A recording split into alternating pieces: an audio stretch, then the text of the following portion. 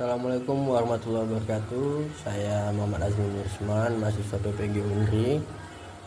Di sini saya akan mencoba membuat video tentang topik 4.7, yaitu aksi nyata yang berkaitan dengan refleksi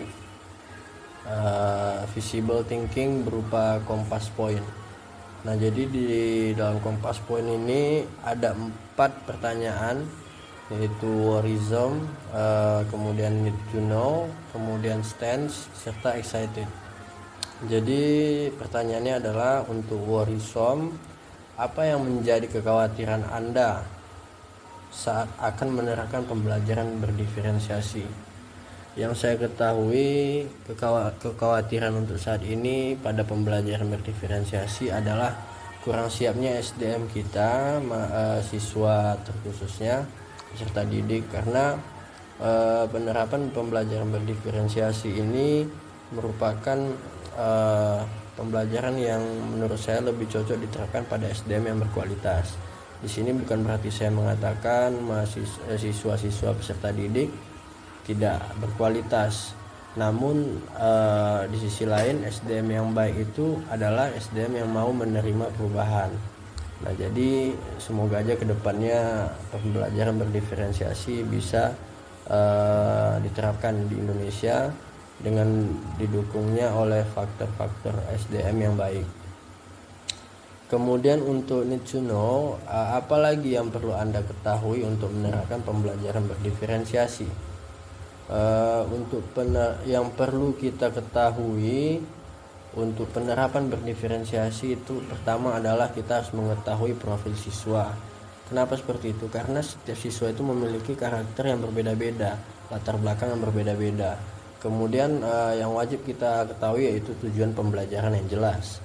Jadi ketika kita menyampaikan pendapat kepada anak, menyampaikan materi apa yang ingin kita sampaikan, arah tujuannya kita sudah mengetahui dan anak-anak pun juga mengetahuinya. Kemudian kita menyesuaikan konten pembelajaran.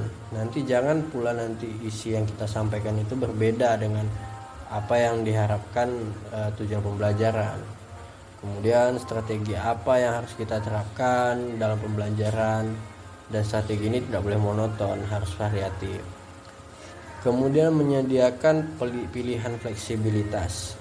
Jadi anak-anak diberikan kesempatan untuk memilih cara seperti apa yang harus kita terapkan supaya anak mudah menerima pembelajaran yang kita sampaikan. Selanjutnya yaitu kolaborasi dengan orang tua siswa. Nah, kenapa demikian? Karena wajib kita perlu tahu waktu yang lebih banyak bertemu dengan peserta didik adalah orang tua.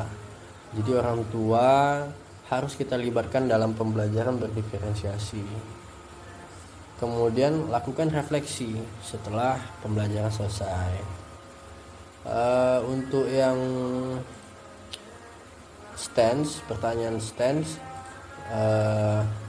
sikap apa yang harus kita lakukan agar kita dapat menerapkan pembelajaran berdiferensiasi dengan baik? Sikap, terkait dengan sikap itu harus kita utamakan. Yang pertama, empati. Kenapa pendidik itu harus memiliki empati?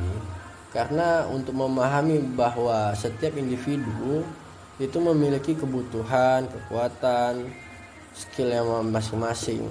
Nah, jadi itu tidak bisa kita hanya mengedepankan ego kita sebagai pendidik. Kita harus menurunkan ego kita. Kemudian fleksibilitas. Nah, fleksibilitas ini harus kita terapkan, harus kita laksanakan di dalam pembelajaran, karena siswa, balik lagi ke penjelasan empati tadi, kita memahami bahwasannya pembelajaran berdiferensiasi itu tidak monoton, jadi harus menyesuaikan dengan kebutuhan anak. Kemudian kreativitas. Nah, di sini sangat diperlukan bagi pendidik untuk memiliki kreativitas yang tinggi. Didasarkan kenapa? Karena dari balik lagi ke penjelasan yang pertama, tujuannya adalah untuk mencapai tujuan pembelajaran. Jadi diharapkan kepada setiap pendidik itu memiliki kreativitas agar membuat suasana dalam pembelajaran menjadi lebih nyaman. Dilanjutkan dengan keterbukaan. Keterbukaan ini maksudnya adalah untuk memberikan umpan balik kepada siswa. Jadi jika ada yang tidak mengetahui atau mungkin bahasanya itu kita memberikan keleluasan kepada siswa untuk memilih apa yang ingin dia pelajari. Kemudian yang pastinya kita perlu memiliki rasa kepercayaan diri yang tinggi didasarkan dengan wibawa kita sebagai pendidik. Ditambah lagi harus menguasai materi khususnya sebagai pendidik. Kemudian untuk pertanyaan yang terakhir, apa yang membuat Anda bersemangat untuk menerapkan pembelajaran berdiferensiasi? Nah, untuk yang pertama, kenapa saya bersemangat untuk menerapkan pembelajaran berdiferensiasi adalah meningkatkan keterlibatan siswa. Nah, jadi di sini itu dapat memungkinkan saya untuk menciptakan yang namanya pengalaman belajar yang lebih relevan. Nah, di sisi lain pembelajaran ini bisa membuat materi itu menjadi lebih menarik bagi siswa. Nah, ditambah lagi antusias dari siswa itu sangat besar ketika saya mencoba menerapkan pembelajaran berdiferensiasi ketika saya PPL di SMP Negeri 6. Kemudian selain itu mendukung kebutuhan siswa yang beragam. Nah, maksudnya itu seperti ini. Karena banyaknya siswa yang kita hadapi di kelas, tentu tidak semuanya memiliki latar belakang karakter yang sama. Nah, disitulah kenapa saya merasa bersemangat itu, karena pembelajaran ini mensupport saya secara langsung dan tidak langsung. Selanjutnya yaitu mendorong pembelajaran mandiri. Jadi siswa itu lebih aktif di dalam kelas ketimbang kita sebagai fasilitator.